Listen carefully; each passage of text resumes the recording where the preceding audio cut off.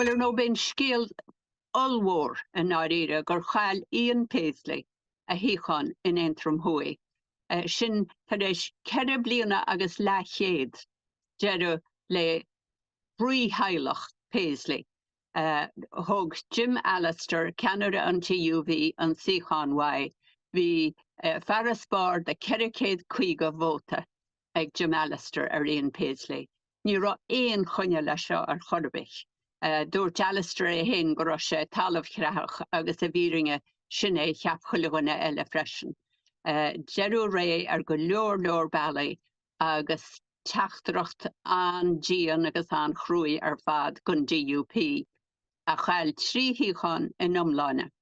Chail siad cean amháin in cean sin gon TUV, chail siad cean eile Antrim Heath, a chuaigh ag an UUP, deirí le Robin Swan an tír ad a sláinte in Stormont, an Síocháin sin a bhaint go Paul Gervin.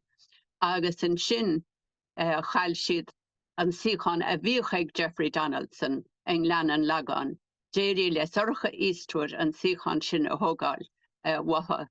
Aber mhór déanta aici le 2 bliana nó chun é sin a dhéanamh achas dócha a bhíonna sé gachar á tarlaithe maidir leis an scanal faoi Jeffrey Donaldson gur chuidir sé sin léthe agus bhí mór aici. Agus go leor céalacha sé go seo don DUP. Ach ar an lámh eile bhí Josh Gale amháin acu agus bé sin gur éirí le Gavin Robinson Canada an Party a híchán a chuineáil agus an dúshlán ó Naomi Long Canada an Alliance a chur ó choras. B'néan ceathrú iirecht aice chun an Canasara á leir agus heparí ríist. Tá vóta an DUP a titim go seasta le 7 mbliana an nuas. Déirí thar cían leo a 2017 agus bhí cóbhána cuachta acu in Westminster cuachta chuir siad a mú go thomláin a súla an phobal. Bhí nearna siad práiseachta in áiríre mar gur siad chótóca sin le breatimicht crua agus tá lorug an bhreatimiachta agus a gur chuige i le an bhreatimiachta ar an meth atá take orthu.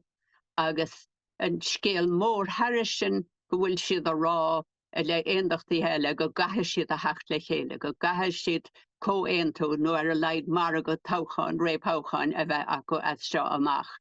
Gavin Robinson a rá gur léirí an chuí a réirí le Alex Easton an téantachtach neamh splach san dún thuaidh an Síocháin a bhaint de Stephen Farry ón Alliance gur féidir leis an aontas sin a bheith go bheith bhíon rathair an cinál sin aontas mar bhí an TUV agus an DUP a tacu le Alex Easton agus iad a rá gur bine an bailach an tosaí. Nis be cantar sin go seasta tá daoine gluchar chláir a radio faoi hena héin agus mar sin de agus léir go bhfuil tréimhse ahbhreithne agus áhachnamh le déanamh go bhfuil go leor áhachnamh le déanamh ag aondachtaithe.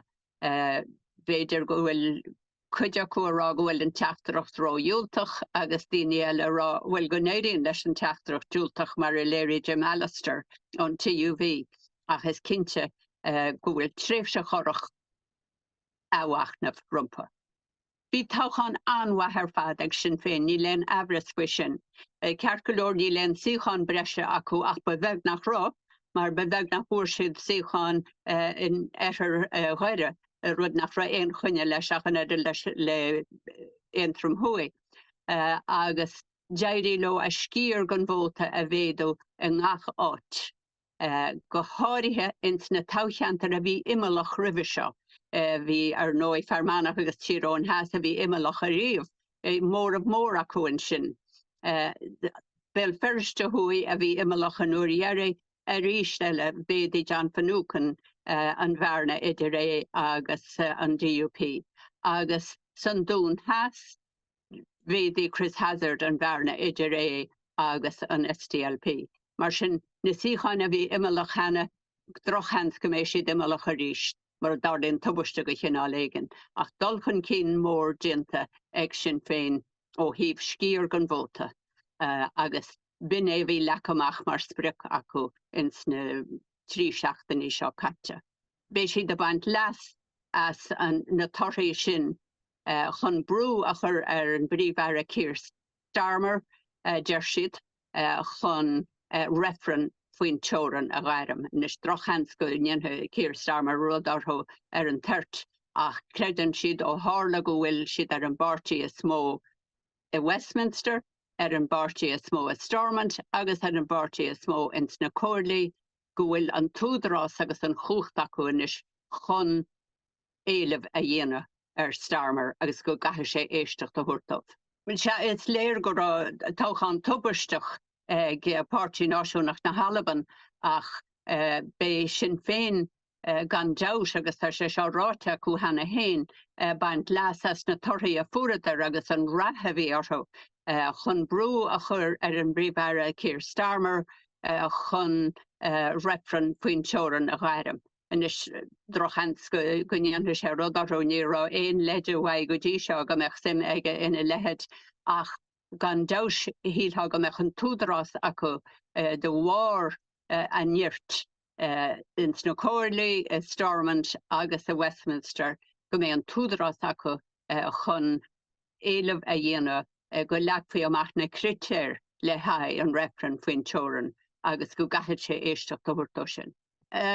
Beidir go bhfuil referan faoin teoran agus éire aontaithe níos cuidiúin de bhór na doirí seo ach cheapan go bhfuil leistir fada le himach go fóil. Cheapan go gaith ar a laid trín go ceithre bliana a chaithimh a gulbhú plán ceart.